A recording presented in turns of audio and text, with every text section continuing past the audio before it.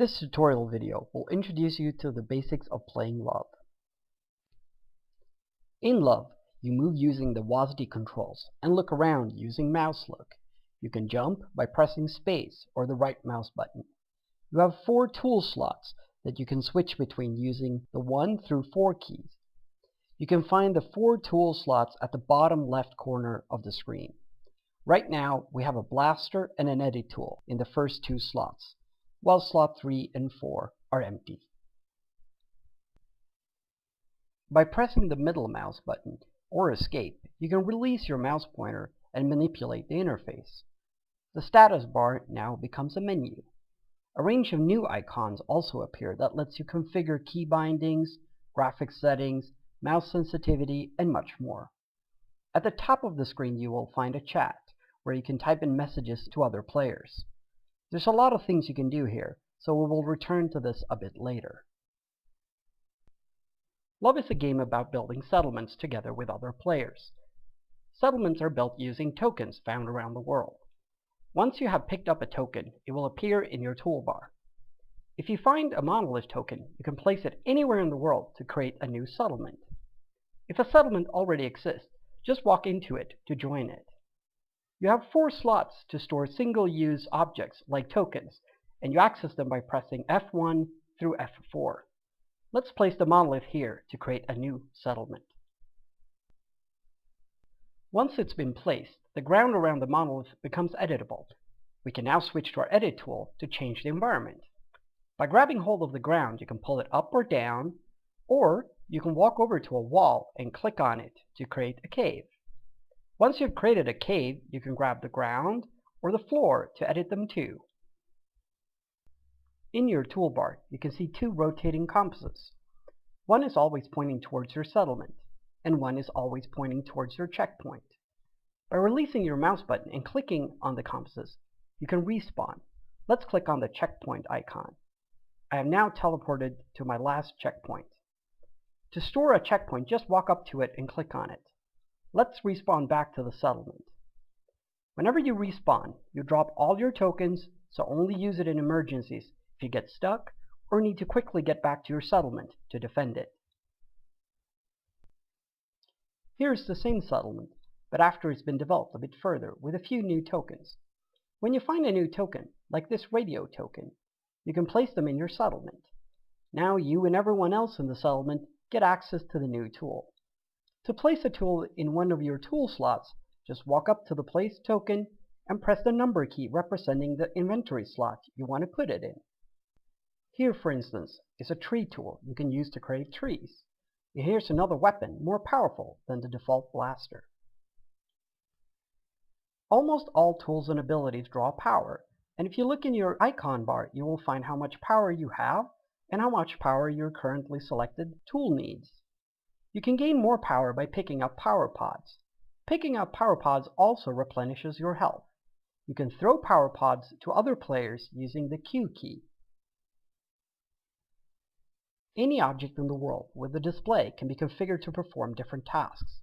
The game has a system where you can save and keep track of different settings so that you can use them to configure objects. Let's have a look at this pod manufacturer. It needs power to be able to do its job. In order to direct power to it, we need to know what coordinates it has. By just walking up to it and pointing at it, we can read the coordinates of it in the toolbar. But rather than having to remember the coordinates, we can just release the mouse pointer and click on it. We have now stored the coordinates in our toolbar so that we constantly have a compass pointing towards it. By holding the mouse pointer over it, we can see the coordinates. If we click on it, the coordinates will be copied to the chat, so you can now share it with other players. By clicking on Delete below the coordinates, you can delete the coordinates you no longer use. Once a coordinate has been sent over chat, a symbol will appear after it. Clicking on it will save it to your toolbar. To power the manufacturer, we're going to redirect power from this power well.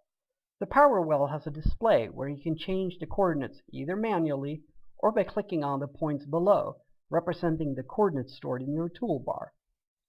Now the power well is connected to the manufacturer, and it will start to produce pods.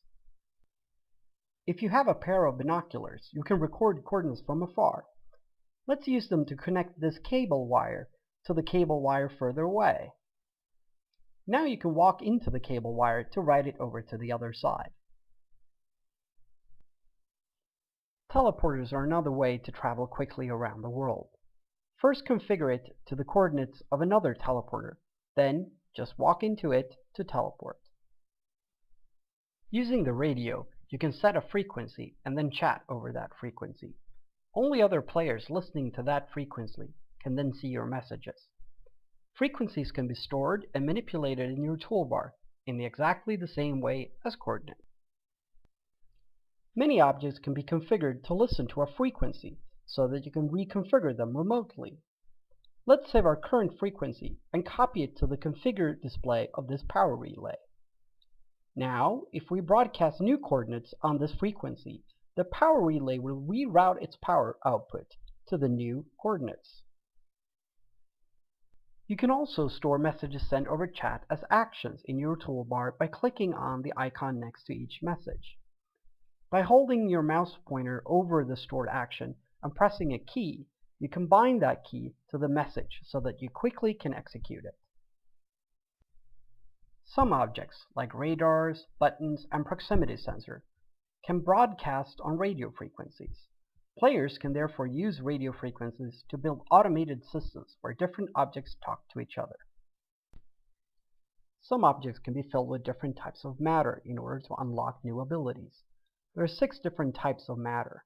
They are mineral, clay, gas, flour, water, and dark matter. You will be able to acquire them by exploring the world. Once you have found matter, select it by using the function keys and throw it at the object you want to upgrade. Once you've upgraded them, you can configure what mix of matter you want to use. For this pod manufacturer, I'm going to select mineral and gas to make fire pods.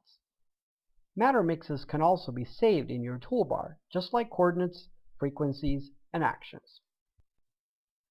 To see who is online, press and hold the Tab key. By clicking on the different names, you can store them in your toolbar so that you can easily find your friends. There are many different types of objects with many different uses to explore and love. The other tribes will be using them too, so learning to use this system can also help you learn how to disrupt them for your enemy.